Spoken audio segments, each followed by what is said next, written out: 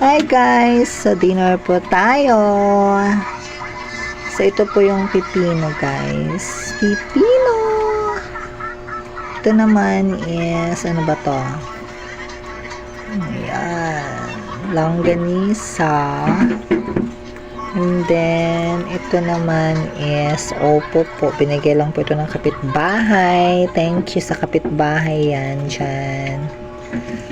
And then, ito naman is gulay po ito na, ano ba tong gulay na to?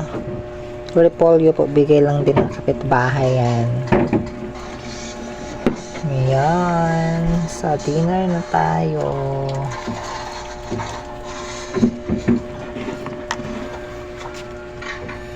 So, ito yung favorite ko guys. Longganisa. So, ako po guys, hindi ako